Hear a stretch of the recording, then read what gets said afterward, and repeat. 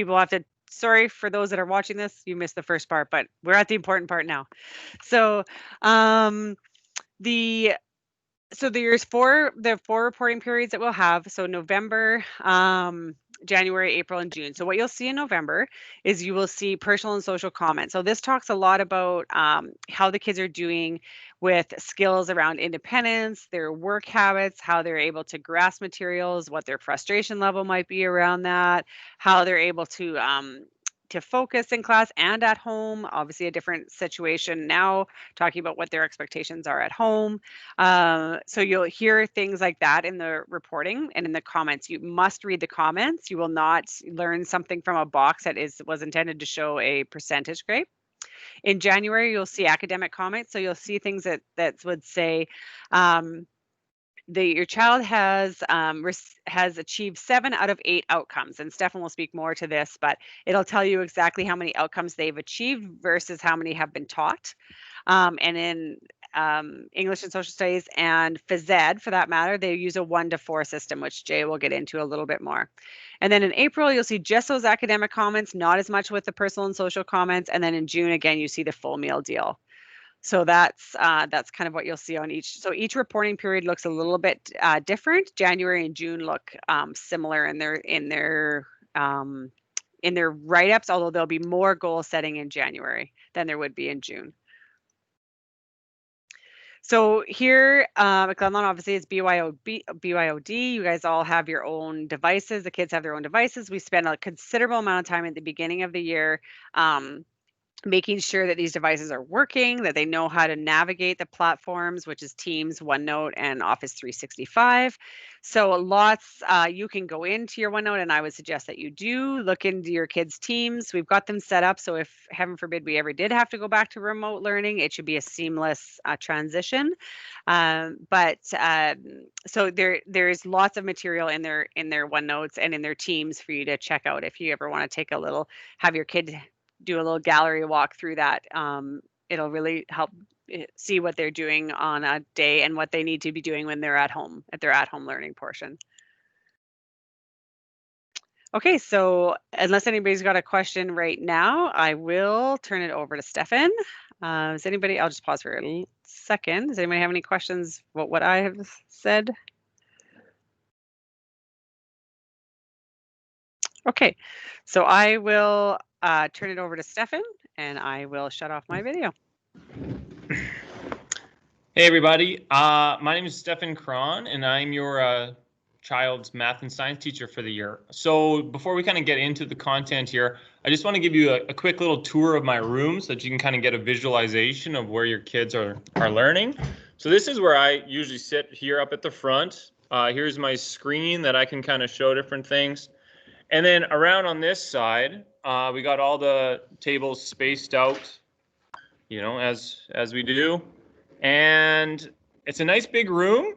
I got a nice kind of stage here at the front where I can do little demos and stuff like that. So far it's been working really well. So let's just kind of get into the slides here. So I'm going to be teaching your child math and science for the year. So science, we focus on the nature of science, you know, scientific thinking. How can you see if something is trustworthy, that kind of thing. And there's 4 main units that we cover in grade 9. So we do a chemistry unit, which we just finished actually today. So far this whole year we've been working on our chemistry skills. And then we have a electricity unit, an astronomy unit, and a reproduction one. So we're going to be looking at the environment, some sustainability, scientific skills and attitudes, etc. Math is another big portion of the year, and I am focusing on mental math and estimation, and we're actually going to be starting up with scale factor and proportions this coming week. So here you can see the little infographic as well on the screen showing it's connection, and one of my main goals is to really inspire the kids to like get excited about science and math and to see some connections that they might not have seen beforehand. We'll go to the next slide here. Okay, so this is important. Course pace, delivery, and timing will vary with each teacher. So I always start with chemistry because I find it's a lot of good new information that kids really kind of enjoy learning about the periodic table. And I really want to give the kids early successes so that they come into high school and feel like, yeah, okay, I know what I'm up to. I can handle this. Other teachers start at different spots. I know some of the teachers are starting with math. But I really like that we each kind of can play to our strengths and pace the course out the way that we feel is best. So I've started with chemistry, and now we're going to be doing math for a little while. But like the slide also said, like we're all teaching from the curriculum, so we're all pulling from the same tree. So here are the topics in science. We did the atoms and elements to start. So I don't want to put your kids on the spot, but if you should be able to ask them about some physical and chemical changes, so when they give you, oh, how was school? And they say, oh, we didn't do anything. You have a little bit of knowledge to ask them about. They memorized the symbols for the first 20 elements. So they should be able to handle that too. It's a really rich year in science knowledge, actually, with these different concepts that we cover. In math, we have number sense. All right, I'm going to pause here and just talk on math for a sec. I find math to be an incredibly emotional subject to talk about with people. Everyone that I ever talk to, even myself, and I'm a math teacher who is strong in math, when someone asks me to do math, you instantly feel a little bit anxious. So that's going to come up a little later in the slideshow as well. But I really am trying to get the students to feel calm and safe in the room so that they will take risks with me and with each other, because math clicks the best when we're feeling calm and just kind of settled in the room. So these are our main subjects that we're going to cover. Number sense is a lot of fractions, powers and exponents. Linear relationships is doing some algebra and manipulating equations. Polynomials, that's a good skill if you're going to be going into pre-calculus next year. And then symmetry and scale, that's where I'm starting. It's kind of doing some proportional reasoning. So one of the games would be is like 1 is to 3 as, 5 is to what number? And I was kind of doing this with my kids, trying to get them to see links and patterns. So I'll go to the next slide here as well. So we're doing outcome-based education. And the way that I find best to explain this is to make an analogy to a video game. I enjoy video games. I know lots of the students do as well. So in a video game, there's a very clear expectation of what you need to do. Okay, you do your training. That's kind of like, doing your homework, learning the skills, and then eventually you're ready to go and fight the boss of the level or whatever that is. So I consider my quizzes like the bosses. So once you're ready, once you're armed with some chemistry knowledge, you're going to go fight this chemistry boss. Do you know what you're doing? And if you beat the boss, if you beat him flawlessly and you get 100%, awesome. If you beat him, but you were like inches, like barely made it, you were like one more blow from not making it, you still beat it and you can still progress on. If you don't beat it, no big deal. You go back, you train some more, and you come and try again. And that's kind of how I'm approaching our math and science this year, is that if at first it doesn't work out, go back, train, grind it out, learn those things, do those homework, talk to me. I've beat the game. In fact, my job is to help you learn these concepts. Come and talk to me. I want to help, and then you can give it another go. So that's our outcome base. So there's going to be a bunch of different knowledge outcomes that they need to go over and achieve. So the focus is really on learning the skill, not necessarily a percentage grade or mark. So there's regular formative assessments. So I'm usually sending work home each day for them to do in their off days. So they should have a sheet today, or maybe they got it last day on proportions. That's our start of the math. So you can check, do they have the proportions sheet? So I'm just checking with them day to day, and then on boss battle days or quiz days is when they go and show me their skills. So in order for them to beat the boss, they need to get a 70% or higher in the course or in that subject, in that outcome, I should say. And if they do that, great. I check that off, that it's complete. And, you know, our math course or our science course is you have that one concept complete, that one outcome done. Again, if they don't know what to do or if they struggled, they can go and try it again. It says here a common analogy is a driver's test. So that's like if you get within, you know, I don't know, 6 or 7 inches of the curb. I don't know exactly what it is. You know, if you're right up against it, you know, you pass. If you're within 6 inches, you pass. For me, the video game analogy is you can win with a full health bar or you can win with almost none. That'd be like squeaking by with a 71%. But I'm going to give you the pass if you can do that. So this is kind of a document that just shows which different outcomes we're doing. So this is nice for me because I can pinpoint what does your child need to work on. Are they able to do everything I've taught so far? Or are there some gaps in their learning? And we can kind of go back and pinpoint that rather than just averaging all of the assignments and quizzes that they get into a number. It's a little bit more refined than that. Okay, so how to communicate with me? Email is easiest and probably quickest. However, if there's something sensitive you want to talk with, or you just want to have more of a conversation, you can phone the school and they'll patch you through to me or give me a number and I can give you a call back. Parent portal, we can also do you know, video chats on Teams like this. This is kind of a nice personal touch, even though we might not be meeting in person. And I'm going to try to be sending out emails, you know, periodically, just kind of letting you know when quizzes are coming up and, you know, what we've been up to so far. Okay, so this is another one that I really like, this slide. This is things that I'm trying to teach beyond just the curriculum. So I have the whole speech with my students saying, okay, it's my job to teach you the content. And that's, you know, what Manitoba pays me to do, and that's what I assess you on. So in your report card, you know, at the end, it's going to say so-and-so can do grade 9 math or grade 9 science.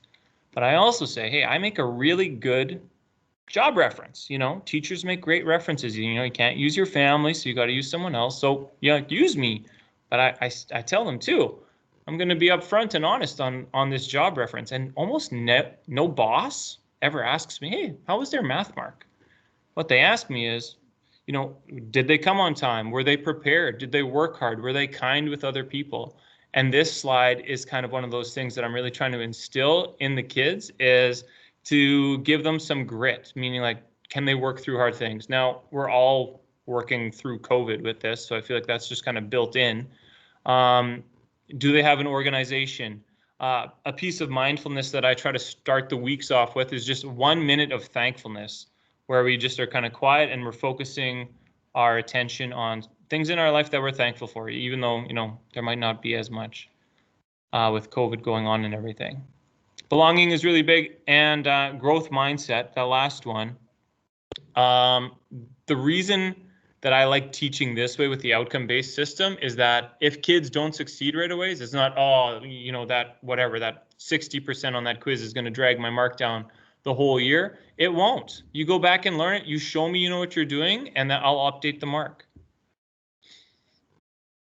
All right, on the next slide. So yeah, well, this is what I had here too. So by grade 9, many people have decided whether or not they are good or bad at math or science, and that's kind of locked in. So I always ask kids, hey, give me another chance. The best thing you can do is come to math class without already feeling like, oh man, this isn't my favorite, or something like that. If you're, and I say too, if math and you like are friends and it clicks really well, awesome. Come on in, but don't say, oh, this is so easy, because if some kids don't catch on to it right away, it makes them feel like they're not getting it quite as quick. So come on in, work hard, and you know, we'll figure it out together. So just some language pieces here. Easy versus hard. I like to use familiar versus unfamiliar. If something's familiar to you, it might be easy. It's not that it was easy initially, but as we got more familiar with it, it became easier. You versus me. So it's not the students against the teacher. It's actually me and the students against learning math. So I also use that us versus math. And another one that I just learned this year is adding the word yet to the end of any sentence. Oh, I can't do proportions. Okay, that's too bad. But if you add yet at the end, I can't do proportions yet. Oh, there's some hope there. And the studies show if we work hard at these things, it can get better. So personally, I'm not great at drawing. I'm not great at drawing yet. I'm not really working on that, but it would work for me as well. And oh yeah, okay, the last one. Sorry, I keep jumping around on the slides. Ms. Deer's probably getting a little annoyed with me going back and forth. So we need you. I need you as a math teacher. Ideally, if you could model, hey, math isn't so bad at home, that would be awesome for me. So encouraging openness to learning. And there's this other thing oh, hey, you're bad at math, I'm bad at math. That's great. It's like I see people connecting over their poor math skills and thinking it's a good thing. And I really don't like seeing that. So if we could normalize trying new things and trying hard at math and even seeing it in our everyday, that'll just give the kids a one-up just to believe that, hey, they can improve at this as well. Okay, so if you have any questions, raise your hand. You can put it in the chat box there as well. I am open to chatting. Okay, we'll wait for a few questions. I was jumping on the slides, but it's funny. You're cracking me up. Can we have Boss Day around here? I think I'm going to bring up Boss Day. Boss Day. Boss Day.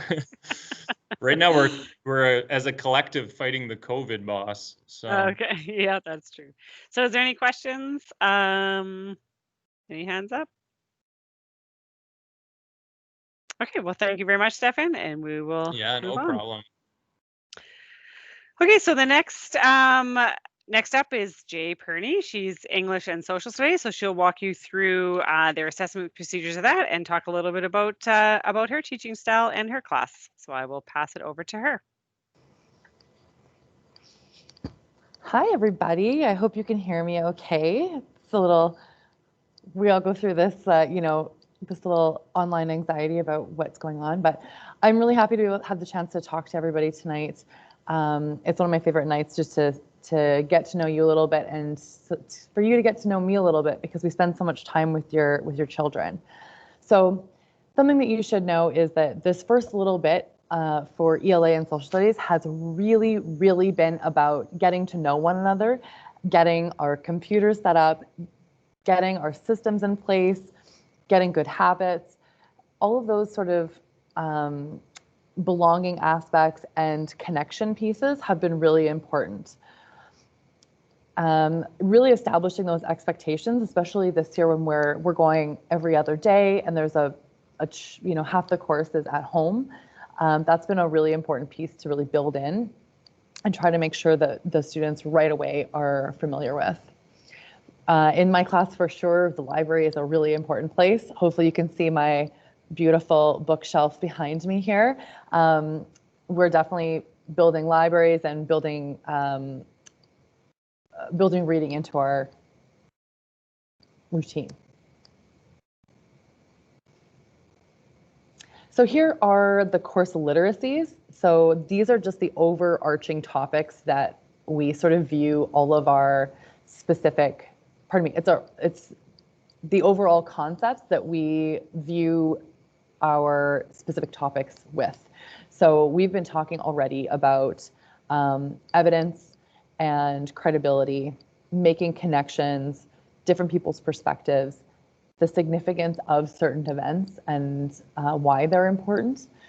And in ELA, definitely main idea, artistry and techniques and reflection. So credibility and evidence are one of the main focuses in today's day and age so that students can differentiate what information they should trust and what information they shouldn't. So this is something that we don't just do in a social studies ELA view. We definitely look at it as a more world view, social media view, all those kinds of things. Certainly really important. So here's just a few of the more specific sort of units or topics that we're talking about.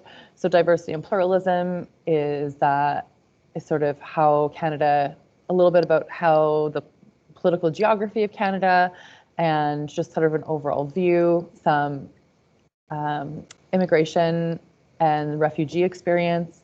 We've already started looking at the Indigenous Peoples and Perspectives Unit, kicking off with Orange Shirt Day in September. Looking at the rights and responsibilities of citizens. So citizenship is really important to us here at Glen Lawn in terms of the social sciences. We really want to try to build good citizens, regardless of what your beliefs are, that you know how to be a good citizen to other people around you, and how to exercise your rights and to be actually responsible for certain things. We like to give students an idea of sort of what the government structure is here in Canada. Most students have more of a sense of what the American government structure is. So it's really important that we make sure that they know what our structure is here.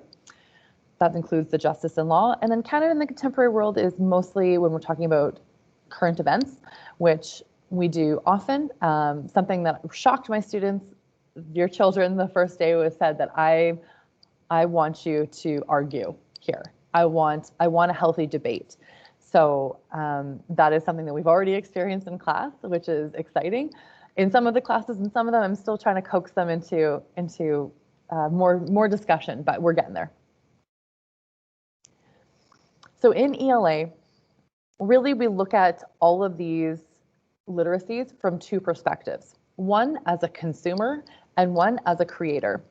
So being able to look, listen, view, experience a piece of text and understand what the main idea is, and vice versa, to be able to create a piece of text that clearly communicates a main idea.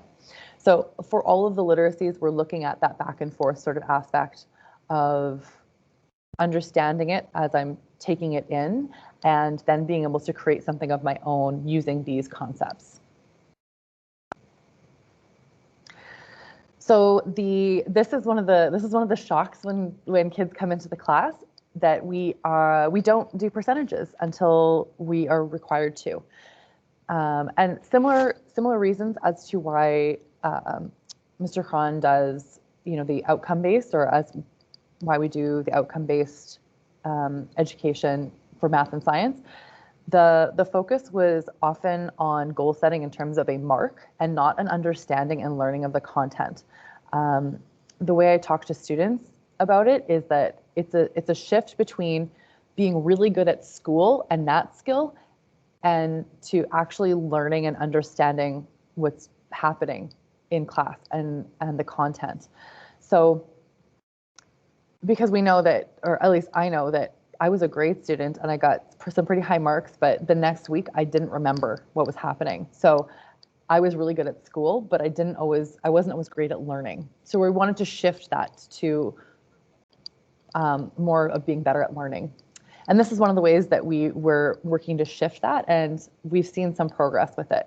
So you're going to see on report cards an ND to 4 scale that sort of describes where your child is at in their learning. And there is a percentage grade, you can see there on the screen, correlation, to give you sort of an approximation of where they're sitting. And there won't be any surprises. So you will never see an ND on a report card unless you've heard from me first. We like to make sure that students and parents sort of know what the scoop is going in. And it's not fun to get a surprise like that. So we try to make sure that everybody kind of knows where people are in their learning at any given point. If you have questions or concerns, please feel free to contact me, just as Stefan sort of said, because I know that sometimes our students are not the most communicative about what's been going on at school. So please feel free to contact me. If you have any questions for me for ELA or social studies, please feel free to throw it up in the chat or throw your hand up. or if it's something specific about your child, please feel free to email me, or you can call the school and I can try to get back to you as soon as I can. Thank you, Jay. We'll wait a few minutes. I don't, Jay, do you teach any of your Den kids also phys ed? I do. Well, Okay. some of them are, yeah, some of them are in my, I get to double dip. So I teach phys ed in eSlot. So if your child has phys ed in eSlot right now, I will see them and I will get to interact with them in that active aspect as well, which is really fun. And you'll also see that similar reporting, like I said before, in phys ed, that ND to 4 system in phys ed as well. So any questions? Okay, I don't see any. Thank you very much, Jay. Okay, so we will move on to the next sign. So advocate. So this is the next word that is kind of a Glen Lawn sort of Den advocate thing. So the advocates are a group of teachers that they each advocate has a group of about 15 to 20 kids. And they follow with these kids, keep the same 15, 20 throughout their 4 years here at Glen Lawn. So some of them are current grade 9 teachers, other ones are not. There is no necessary correlation between teaching grade 9 and having a grade 9 advocate, because they become a grade 10 advocate next year. So some might have similar folks, but what you'll see, so this past year, I went out to the elementary schools and I signed them all up for their classes and things like that. But moving forward, the advocates do that. So in February, they'll meet with their advocate, they'll do their course selection and do some goal setting and those types of conversations. The hope is that kids just have one more adult that they could potentially connect with. So we know that we try to put as many adults in their lives, and then hopefully they connect with one of those adults. So whether it's a teacher that they have in class, whether it's administration, student services, or advocate, we just hope that that there's someone that they feel that if something was ever wrong, they have somewhere to turn here at school. So the next time they will meet with their advocate will be in November. They'll do it during the school day. Here, we're just going to have a quick 30-minute meeting with them. And what we would like to do is have the students have kind of first crack at their report card, or first opportunity to have a discussion about their report card with their advocate before a parent-teacher conference, or before it'll be posted on the portal kind of all at the same time. But it just gives them an opportunity to take responsibility for taking a look at that. It's their report card. So they're the ones that should sort of be looking at it, reflecting on their learning, and then just an opportunity to connect with their advocate again. So that's the next time that they will see their advocates. So this is the list of the people that are doing that. Advocates are also decided alphabetically, so there's no magic formula to who's got who. It's definitely done just by the alphabet to get started. So in student services, it's Miss O'Connor. So some of you might have had a chance to speak to her already, and others may not. She is been in student services now she's been in 4 years, actually. She just took a group from grade 9 right through grade 12 and graduated them. So she's back down grabbing another group of 9s, and she will remain the student services for them throughout. So we provide academic support. So she's in classroom, she's in getting to know kids. She can do one-on-one classroom or academic support as well, making sure that there's EAs if necessary to work with kids at certain points of their learning. She also will work on, and Stefan was talking about all those other skills, those organization, all those types of things. She's absolutely part of that, helps kids do that. There's weekly check-ins, there's opportunities to, just try to build a skill set that, again, can be used for to move into the working world, things like that. So she's very good at helping with that. Also provides counseling and mental health support. So if kids need just a place to go, to ask questions, to just have some time to be with someone one-on-one, to have a quiet moment in her office. She's there for that support as well. And then she also connects with outside agencies if that's necessary. So if we need to look into other agencies where we're feeling like we're unable to support the kids or the families, then we will help connect with outside agencies as well, or our clinical services unit within this school division. So we have all of those supports as well. So just a reminder about the reporting periods, that's kind of what we were really talk about as well. So those are those 4 reporting periods. And like both Stefan and Jace mentioned, these are just documents that need to be created, but it is not the only time you should ever hear about your child's learning. You have the opportunity to ask as many questions as you like, be in contact with myself, Stefan, Jay, Lorraine, Marie, as much as you need to, in order to feel like you're on the journey with your child in their 4 years here at high school. We don't have as long with you and your children as they did in their elementary schools, so you get to use up like 9 years of phone calls in 4. That's okay. We're happy to stay in contact with people. Okay, so this is my final slide, I think. And yeah, so if there's any other questions, I'll just give it like a few seconds if there's a question that should be recorded, because somebody listening might want to know the answer. And then I'm going to shut the recording off.